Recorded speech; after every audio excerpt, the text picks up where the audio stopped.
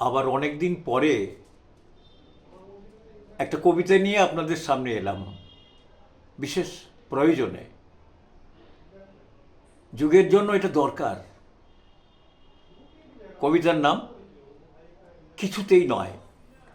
এটি লিখেছেন কবি পরাশর ভরদ্বাজ।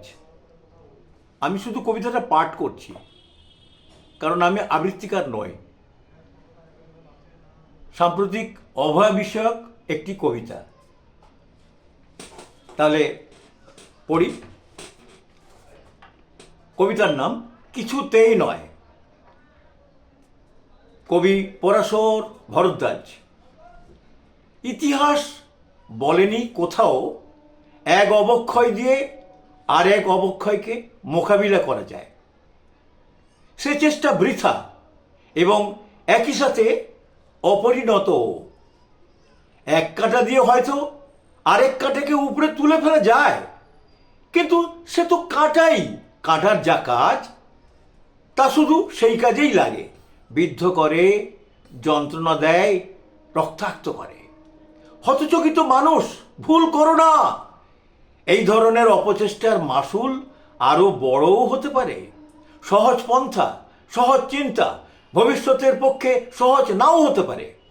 তার চেয়ে এসো চেতনার পাথর দিয়ে ঠুকে ঠুকে দুই কাঁটার সূচি মুখ ভোঁতা করে দিয়ে আমরা। তা না হলে বিপদ অনিবার্য।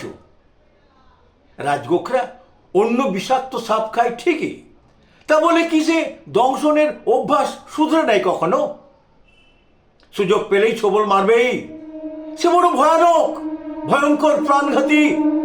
এক অন্যায়কারীকে রুখতে আর এক অন্যায়কারীর সাহায্য নেওয়াকে আদর্শহীনতা বলে।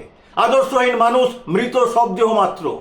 দুই অন্যায়কারীকে এক বন্ধনীতে রেখে জোট বাঁধো, তৈরি হও। সব অন্যায়কারীর মূল উপড়ে দিতে পারে একমাত্র জাগ্রত জনতার দুর্মর সংহতি। দেখা যাক কি হয়। এর অন্য নাম দ্বিধাগ্রস্ততা। লক্ষ্যভ্রষ্ট মানুষ কখনো লক্ষ্যবস্তুকে স্পর্শ করতে পারে না, পারে না, পারে না, পারে না। সখাত শরীরে ঝাঁপ দিও না বন্ধু। তুমি নিশ্চয়ই বাঁচতে চাও, মরতে চাও না। তুমি নিশ্চয়ই সুবিচার চাও, অবিচার চাও না। প্রবল অন্যায়কারীকে সাদর আমন্ত্রণ কিছুতেই নয়, কিছুতেই নয়, কিছুতেই নয়। সুকান্তের কবিতার লাইন একটু বদলে নিয়ে বলি। তোমার অন্যায় যেন এই অন্যায় হবেই প্রবল।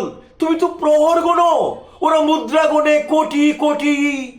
তোমার সিদ্ধার তফাৎ তোমাকেই দেখাতে হবে। সময় তোমাকে দ্বিতীয় সুযোগ নাও দিতে পারে। নমস্কার।